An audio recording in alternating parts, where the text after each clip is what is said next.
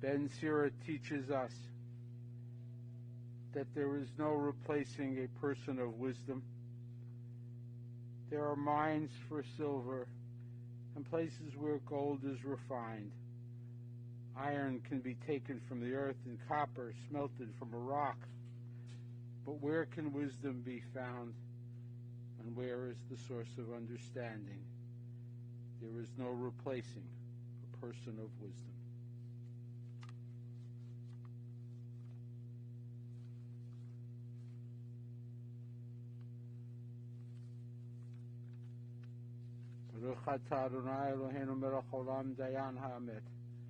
Praised are you, Adonai, our God, the righteous judge.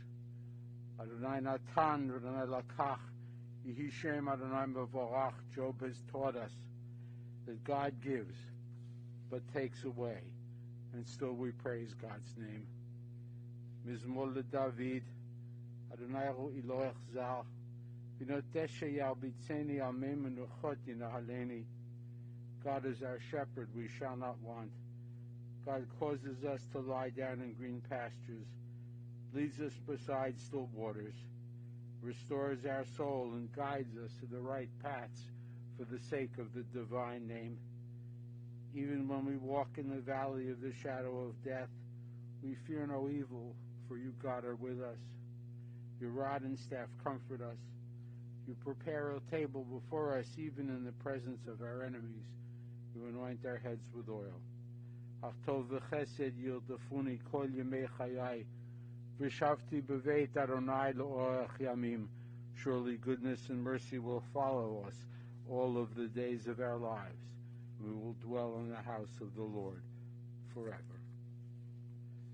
Alan Murray Wolk, son of Jean and Sam, Avraham Moshe ben Shmuel v'Jean, is missed and mourned by Phyllis, by Martin and Liz, and Jeff and Rob, and Nancy, Scott and Nancy, by his brother Mel and Betty, by his grandchildren Sam, Eli, Sylvia, and Leah, by his sister-in-law Sunny, his brother-in-law Dave, his nieces and nephews, his many friends and associates, and all of us whose lives were touched by his kindness, his gentleness, his honesty, and his intellect.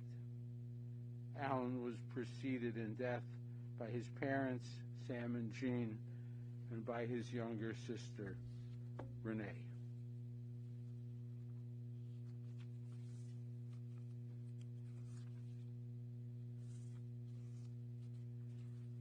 We praise distinguished leaders, those who came before us, for those are the great glory to Adonai who created them, and their lives proclaimed God's majesty. They were honored in their generation and were a source of pride. Alan has left us now, but he will not be unremembered for all the good that he did for so many people and for our community. Our loyal leaders are never forgotten. Their good fortune is transmitted to their descendants, their heritage to future generations. Their posterity shall endure forever, and their glory will not be blotted out. Their names will live on. People will recall and recount their wisdom, and the community will sing their praise. We will have memories of Alan from his 3 sons.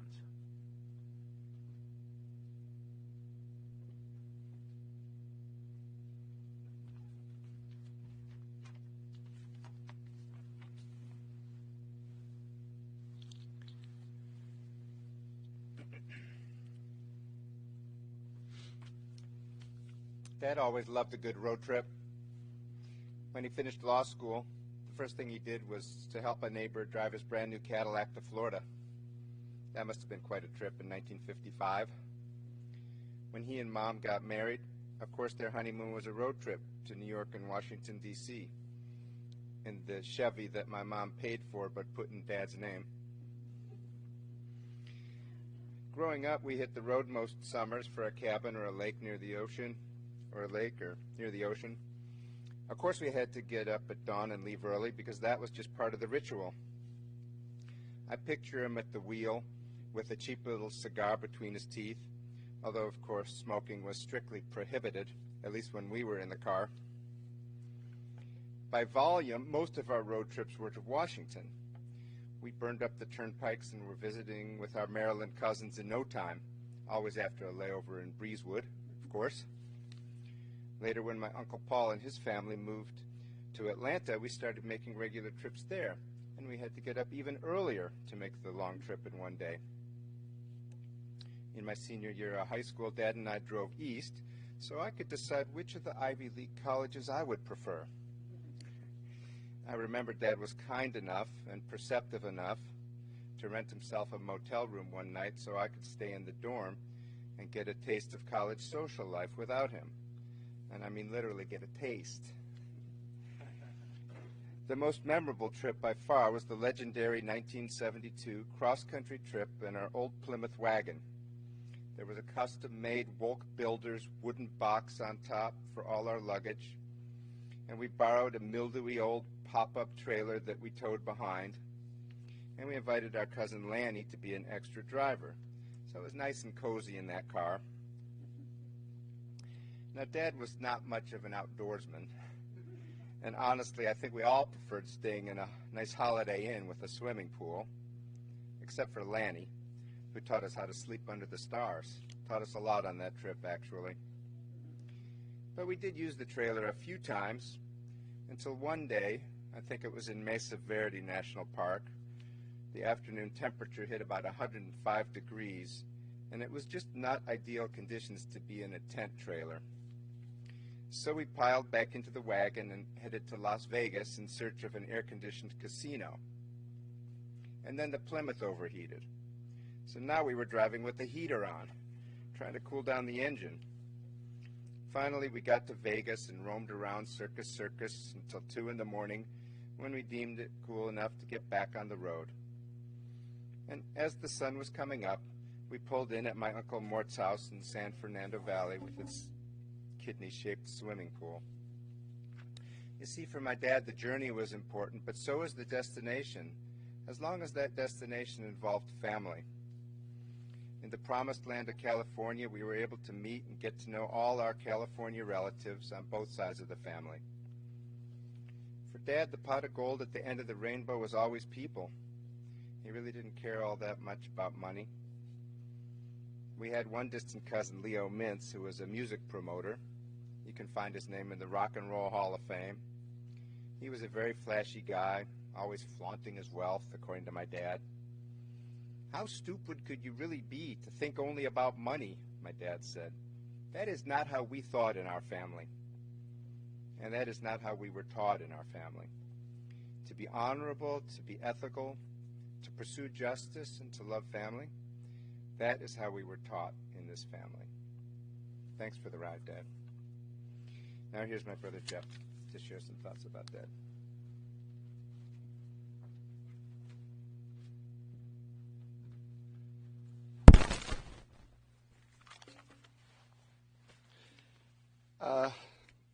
Thank you.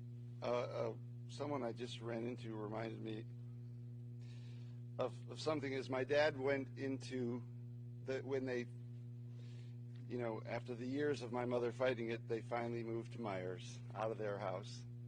And I remember very early on, I'm walking with my dad. He's got the walker, and he's gone into toward the lobby, and some lady, could be the lady that's here, she says, "Hey, Al Wolk, I used to date you a time or two." And my dad, without even looking, he just goes, "Well, who didn't?" And then I said to him, you're not even curious to see who that was? And he goes, "You think I can remember?" So we all had this, my dad never really, he wasn't the kind of person to talk about himself. You had to kind of ask him about his background and all that throughout the years. And we did, of course, to get the story. But the thing is,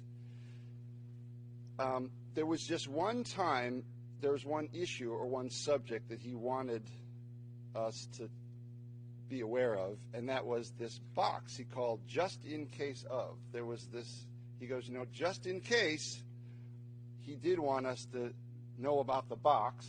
I'm like, what's in the box? And in the box were his papers and how to call the rabbi, and just in case. And just in case, he wanted us to know about him. And of course, he started telling us this box probably in the late 70s. So we were well prepared. But what I wasn't prepared for, actually, is that now that he's moving on, the people that he touched along the way, and I've already gotten so many messages from people sharing these little stories about our next door neighbor who, Dan, who said, my dad taught him how to shoot a basketball, and another relative who really felt not at all part of our family, but he said that when he was at family events, he'd stay at the back of the room because maybe he was married into the family, but my dad would sit and talk with him as if he was just as important as the related member of the family. And I began hearing this more and more and more and realized that that is really who my dad, he had a singular focus on my mother, us, his brother, his family, but it was extended to whoever we in the family brought in. If it was a friend, someone from the weekend, even if a lot of the family members thought maybe that wasn't, who's that person, didn't matter to my dad. And so that, to me, is a really great new lesson. And as he got, he really struggled. Obviously, he struggled his whole life. He struggled with polio as a young child, and he struggled, and I think because they went to Washington, and we learned that even when he was 3 years old and in the hospital in Washington, D.C., my grandmother does tell the story that Eleanor Roosevelt walked in the room to say hello to him, and maybe that's how he became a liberal Democrat. I don't know. But he did, in just this last few weeks, and it was a couple of years of going back and forth to rehab, and he basically struggled as a child, he struggled as a teenager, and he struggled, and I'm talking physically, but you would never know it because he never let it get him down, or even, he didn't, it's not even like he concealed it. If he had to hobble along, he'd still play basketball or play baseball, or, hey, this will work. So I just like that spirit, and I'm thinking that, well, maybe it won't. I'm thinking that, well, let that be my own kippah, as they say. So just, I know we have to keep going here quickly. It's hard for me to do this because there's just too many things I wanted to kind of say. But toward the end, with hospice, and we all rushed to Cleveland because we even had a video from the Cleveland Clinic on Super Bowl Sunday. They said they don't know if he'll make it through the day, so they tuned, the Cleveland Clinic did the camera and the video from the hospital bed, now that that's a thing to do. And I'm in New York, and Scott's in Boston, Martin's in Seattle, and my mother was in the other rehab center. So, and poor Janet, our loving fourth sibling, my sister Janet, was with him and said, okay, well, and the doctor even told us he could do, we just turn it on, and then it was on, and all of a sudden, my dad's playing, and he says, thank you all for coming. So, and then I can just say that it was his reaching out to people, and I as he kept going and going, and then in hospice, my mother would say these goodbyes, and we would say the goodbyes, but his heart kept beating, he kept going.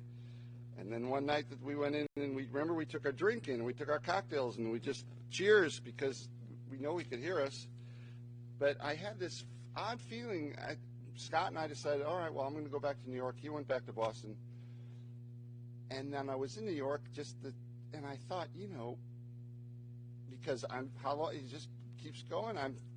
I was thinking maybe he would be the very first person ever in the world to just live forever.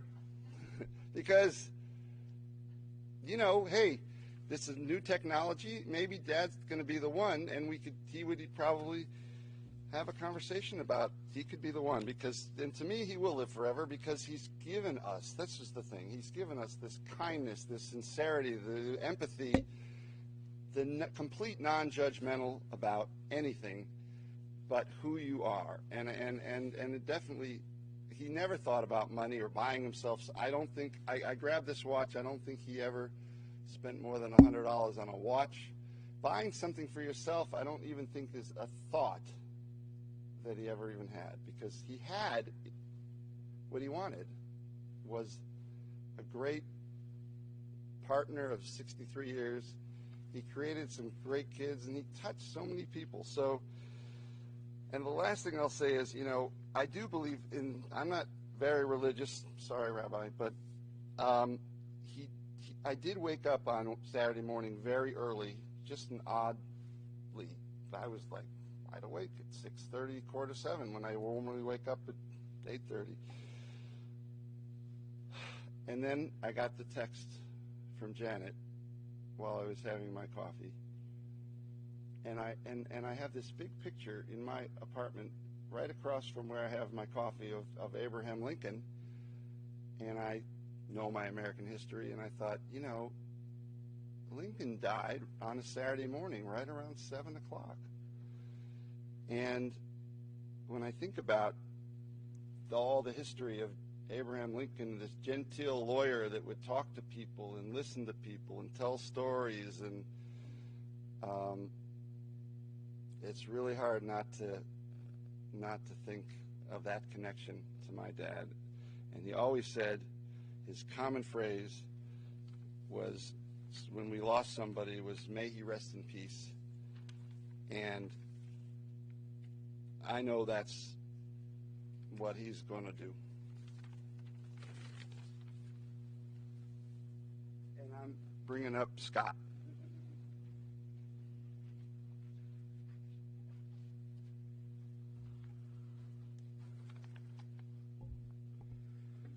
Well, Jeff, he belongs to the ages now. Thank you.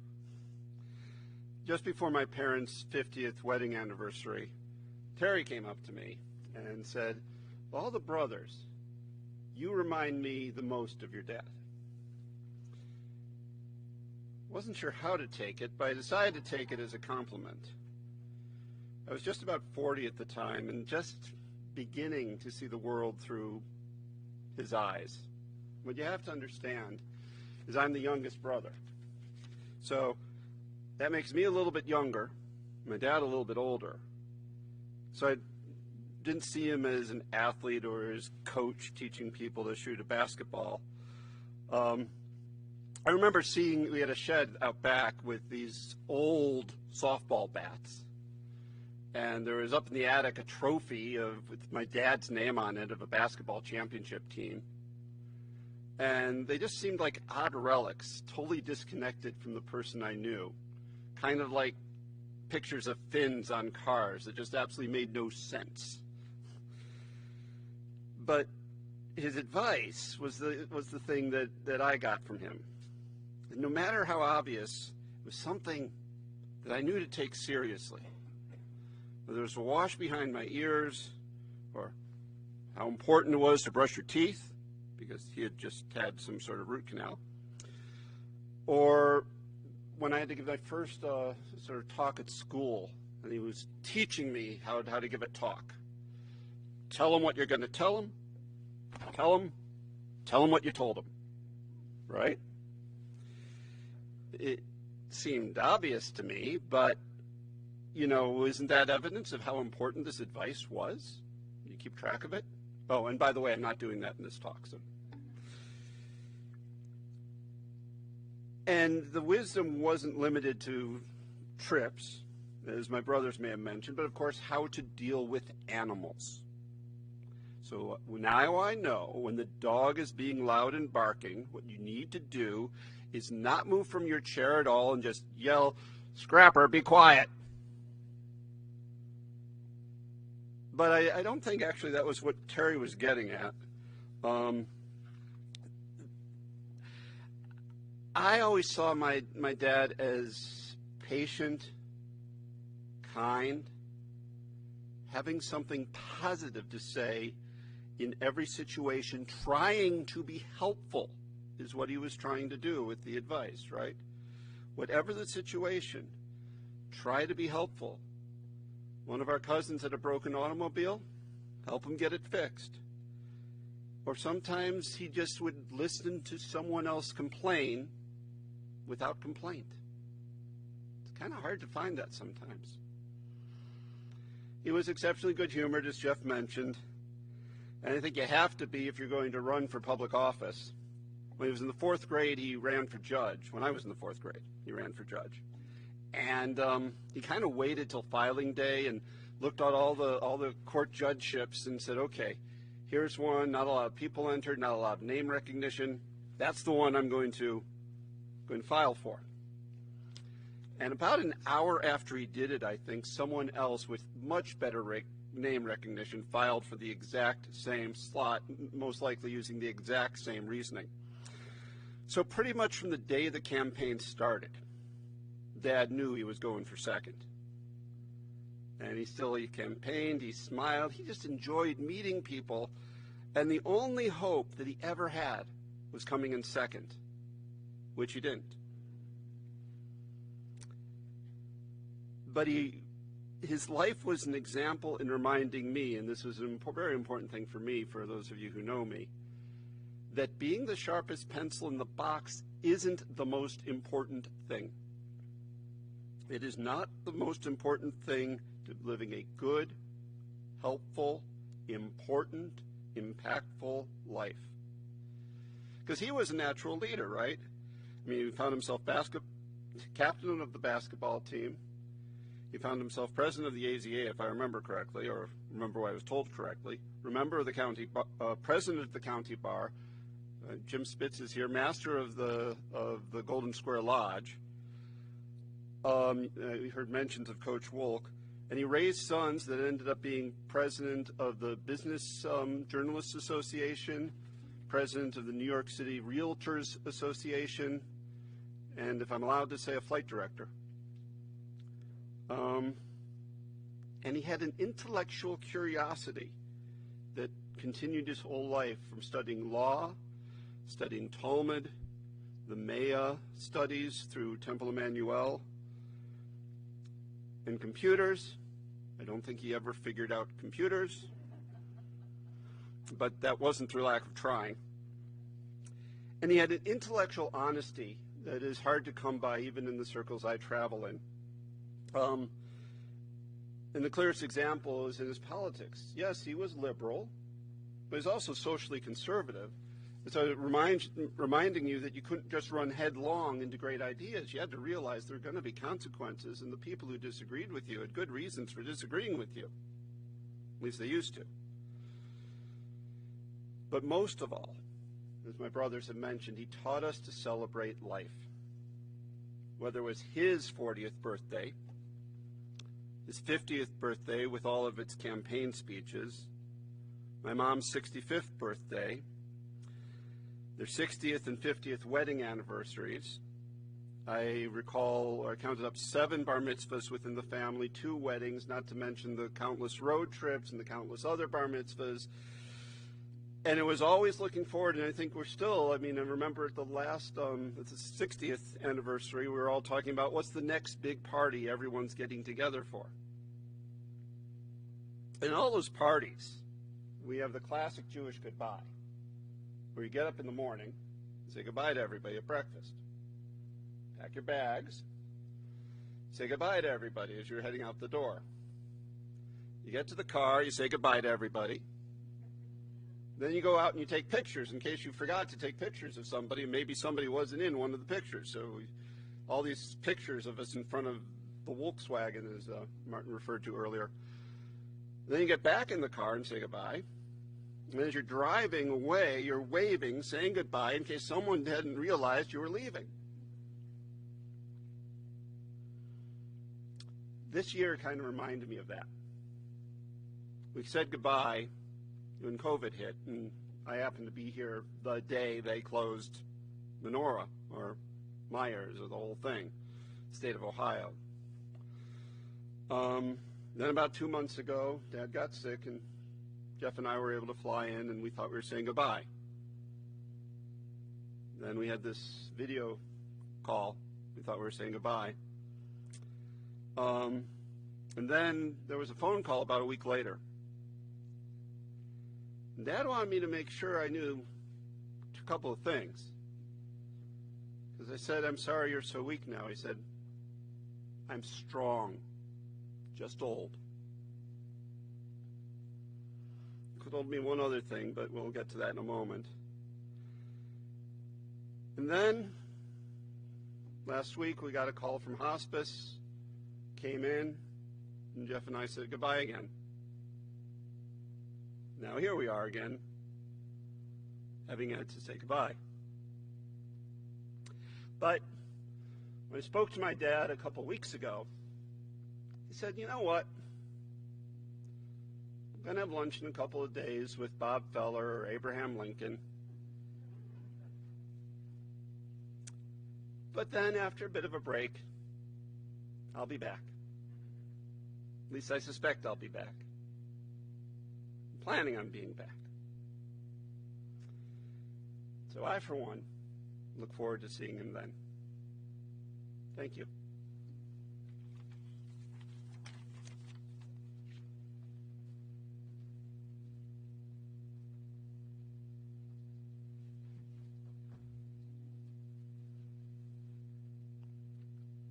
Our God and God of our ancestors, even 1,000 years in your sight are as a passing day, as an hour of the night.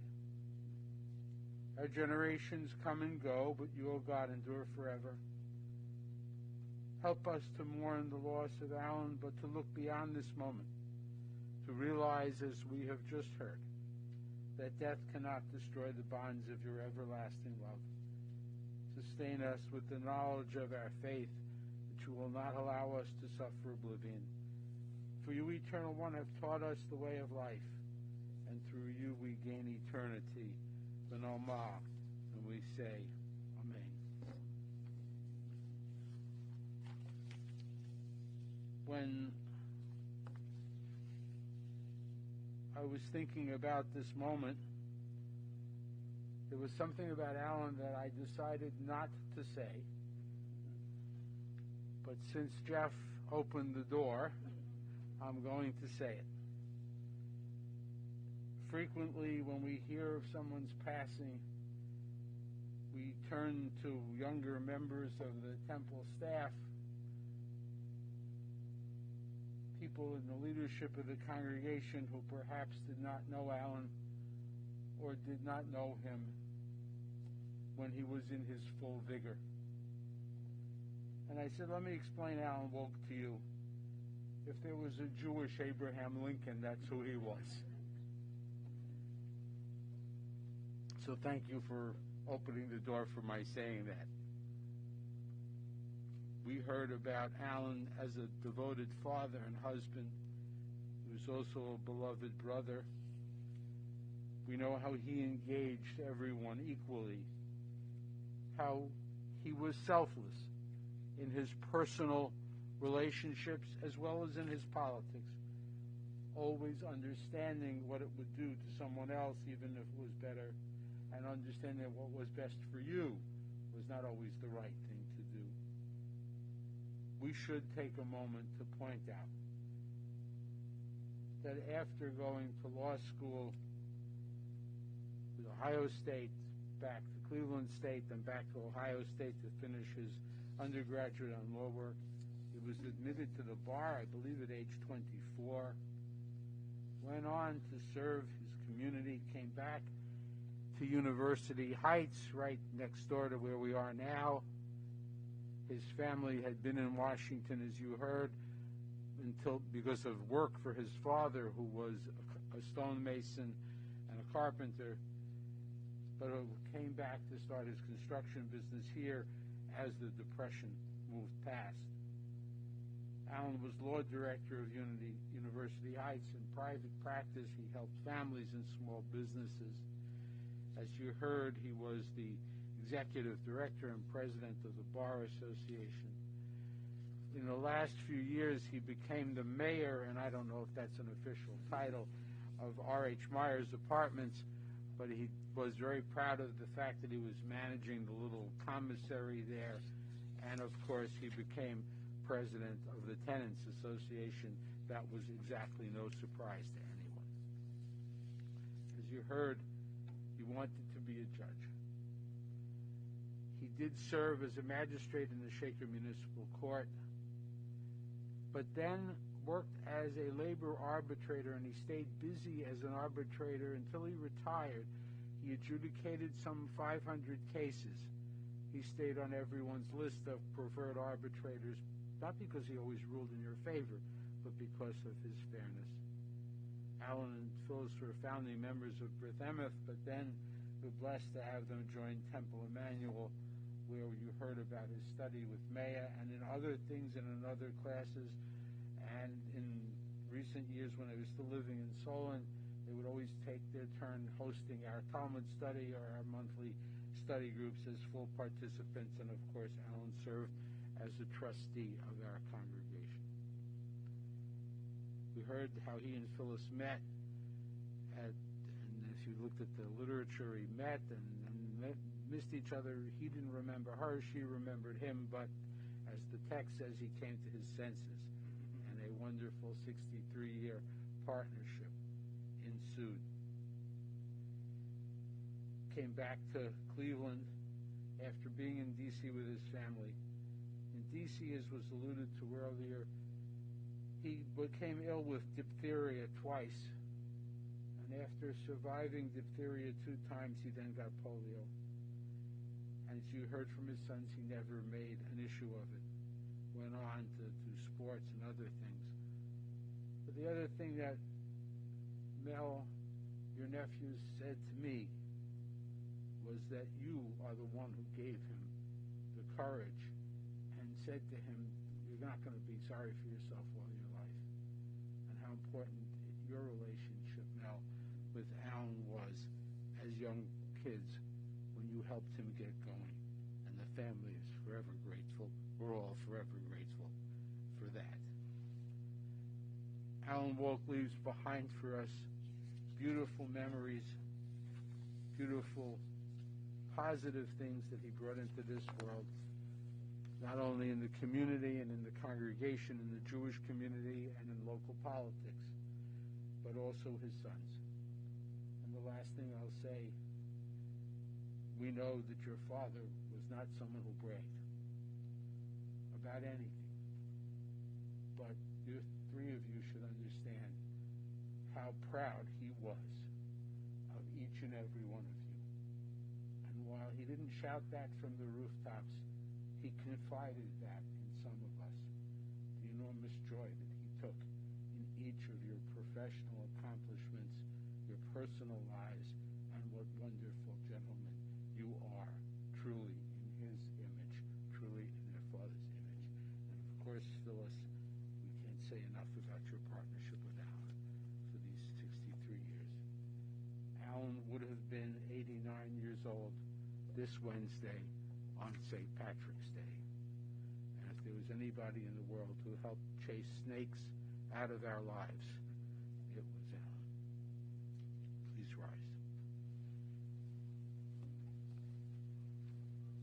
El Male Rachamim Shochen Bamoromim, Hamitzei Menucha Nechona Tachat Kanfei Ashkina, B'malut Kedoshim Utohorim Kizohar Harabhi Amazirin, Et Nishmat Avraham Moshe Ben Shmuel V'Jin, Shehalach Olamo, B'Gan Eden Tia Menuchato, Anabal Harachamim, Hastirehu B'Setek Nafecha Lolamim, Utzror B'Tzor HaChaim Et Nishmato, Adonai Hu Nachlato V'Yanoch B'Shalom Al Mishkavo, V'Nomar, Amen. Exalted and compassionate God, grant infinite rest in your sheltering presence among the holy and the pure. To the soul of Alan Murray Wolk, son of Jean and Sam, he has now gone to his eternal home. We ask that he find perfect peace in your sheltering embrace. May his soul be bound up in the bond of eternal life. May he rest in peace. And we say,